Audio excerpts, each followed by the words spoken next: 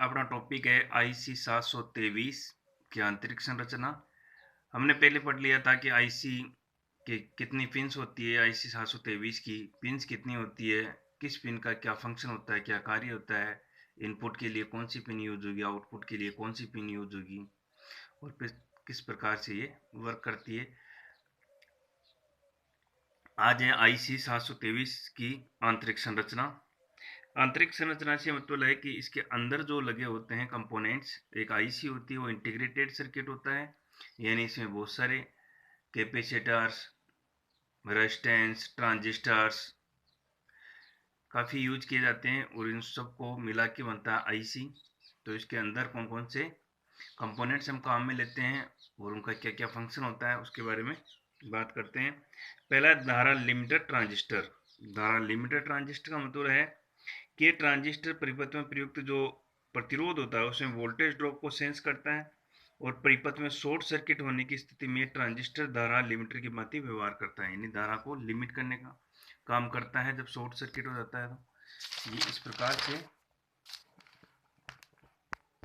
लगा होता है। Q2 नाम से जो अपन ने दर्शा रखा है वो धारा लिमिटर ट्रांजिस्टर है। दूसरा होता है अपना इसमें कंपोनेंट जो काम में लेते हैं अपन, श्रेणी पास ट्रांजिस्टर।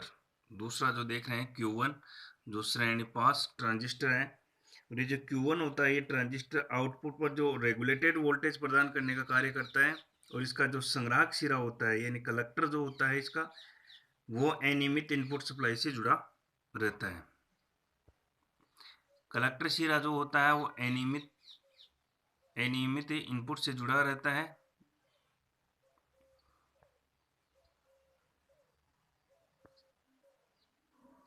जो अपन ने कल देखा था कि आईसी की पिन्स होती हैं, उसके पिन नंबर 7 और पिन नंबर 12 इस पे इनपुट दिया जाता है। तो जो Q1 होता है वो श्रेणी पास ट्रांजिस्टर का कार्य करता है। फिर होता है एक एरर एम्पलीफायर। एरर एम्पलीफायर का मतलब है कि आईसी की जो 723 के रेगुलेटर परिपथ में एक कंपरेटर या कंपरेटर की बात एक कार्य करने के लिए एक एरर एम्पलीफायर यूज किया जाता है और ये इन्वर्टिंग तथा नॉन इन्वर्टिंग टर्मिनल होते हैं उस पर आरोपित वोल्टेज की तुलना करता है और आउटपुट प्रदान करता है। एक लगा होता है इसमें जीना डायोड जो देख रहे हैं आप पिन नंबर 7 पे। जीना डायोड होता है, इसका काम होता है रेगुलेटर द्वारा आउटपुट पर जो नियमित मान की वोल्टेज प्राप्त करने के लिए जीना डायोड का प्रयोग किया जाता है और ये नियमित मान की वोल्टेज होती है उसको अपन बोलते हैं रेफरेंस वोल्टेज। इस प्रकार से इसमें कंपोनेंट्स यूज किए जाते हैं। पहला धारा लिमिटर ट्रांजिस्टर, फिर श्रेणी पास ट्रांजिस्टर, एरर एम्पलीफायर और जीना डायोड। ये बेसिकली 4 इसके मेन कंपोनेंट्स होते हैं जो इसमें यूज किए जाते हैं। आईसी 723 की कार्यविधि। कार्यविधि से मतलब है कि इसके अंदर वर्किंग कैसी होती है। आईसी 723 पर जो इनपुट वोल्टेज आरोपित करने पर जो जीना डायोड होता है उसके द्वारा एक कांस्टेंट मान की वोल्टेज प्राप्त होती है जिसे संदर्भ वोल्टेज या रेफरेंस वोल्टेज कहते हैं। और ये जो रेफरेंस वोल्टेज होती है इसका मान होता है लगभग 7 वोल्ट। और ये जो रेफरेंस वोल्टेज होती है एरर एम्पलीफायर के नॉन इन्वर्टिंग टर्मिनल यानी पिन नंबर 5 पर आरोपित की जाती है और एरर एम्पलीफायर के इन्वर्टिंग टर्मिनल पर इनपुट वोल्टेज दी जाती है जिसका एम्पलीफाई या प्रवर्धन करके एरर एम्पलीफायर से प्राप्त जो तुलनात्मक आउटपुट को धारा लिमिटर होता है Q2 ट्रांजिस्टर इसके संग्राहक या कलेक्टर पर तथा सीरीज पास जो ट्रांजिस्टर Q1 होता है उसके बेस पर इनपुट किया जाता है, जिस कारण पर एरर एम्पलीफायर के जो इन्वर्टिंग और नॉन इन्वर्टिंग टर्मिनल के मध्य विभवांतर जो होता है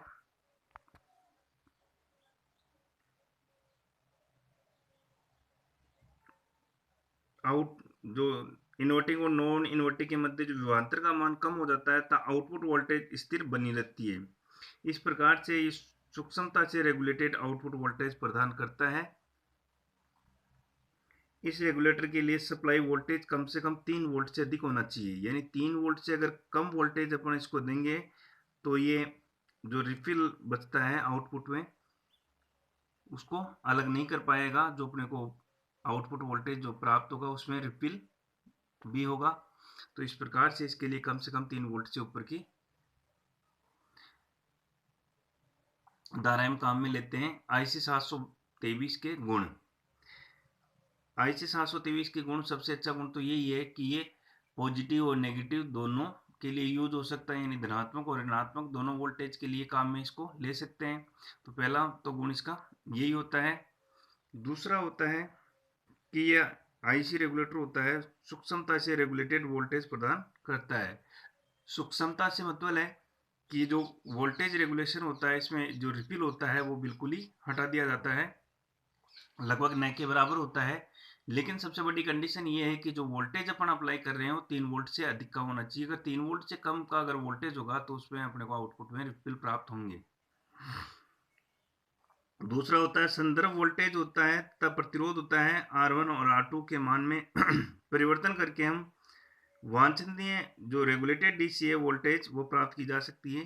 यानी जो अपन ने इसमें रेजिस्टेंस लगा रखे हैं और जो रेफरेंस वोल्टेज जो अपने को जिन डायोड के थ्रू प्राप्त होता है उसको अपन चेंज करके अपने डिजायर में जितनी वोल्ट की अपने को चाहिए होती है उसके हिसाब से हम इसके रेजिस्टेंस और रेफरेंस वोल्टेज को चेंज करके मान में परिवर्तन कर सकते हैं। और इस आईसी की जो रिफिल रिजेक्शन क्षमता होती है वो उच्च होती है, यानी रिपिल हटाने की जो क्षमता होती है वो बहुत अधिक होती है। इस कारण से इसको बहुत ज़्यादा यूज भी किया जाता है। इस आईसी का लोड व लाइन रेगुलेशन अच्छा होता है और इसकी स्टैंड बाई ड्रेन धारा का मान निम्न होता है। आईसी वोल्टेज रेगुलेशन के लाभ क्या हैं? इसके लाभ से मतलब है कि इसको कहाँ का काम में लिया जाता है और क्या क्या इससे फायदे होते हैं। रेगुलेटर आईसी के प्रयोग से रेगुलेटर परिपथ अधिक सरलता से बनाया जा सकता है। मतलब एक तो 3 टर्मिनल होते हैं केवल इसमें, तो इसको आसानी से किसी भी सर्किट में इंस्टॉल किया जा सकता है, तो इसे सर्किट आराम से बनाया जा सकता है। दूसरा होता है कि इसमें आईसी का मूल्य कम होता है, ये सस्ती होती है। इस आईसी के द्वारा प्राप्त नियमित आउटपुट अधिक शुद्धता वाला होता है। अपने बात की थी अभी कि इसकी जो आउटपुट वोल्टेज होती है उसमें रिपिल नहीं होता है। और 3 टर्मिनल होते हैं, इस कारण से इसको आसानी से परिपथ में संयोजित किया जा सकता है। और जब जरूरत हो इसे हटाने की तो केवल 3 ही टर्मिनल होते हैं, तो हटाने के लिए भी कुछ ज़्यादा मेहनत नहीं करनी पड़ती। तो हम इसको जब 3 टर्मिनल की जो आईसी होती है परिपथ में लगाते हैं तो इसको संयोजित करना बोलते हैं तथा हटाने को विसंयोजित बोलते हैं। और इसके प्रयोग से रेगुलेटर का परिपथ छोटा होता है, यानी इसके प्रयोग से रेगुलेटर जो परिपथ होता है वो छोटा हो जाता है। क्यों? क्योंकि अपन ने देखा था कि जो 2 आईसीज होती हैं अपने पास, LM78 और LM79, तो LM78 होती है पॉजिटिव वोल्टेज के लिए यूज करते हैं और LM79 नेगेटिव वोल्टेज के लिए यूज करते हैं। इन दोनों का ही एक साथ, यानी पॉजिटिव और नेगेटिव दोनों वोल्टेज के लिए यूज होने वाली आईसी अपनी वह है IC 723। इसीलिए ये परिपथ का या सर्किट को छोटा भी करती है।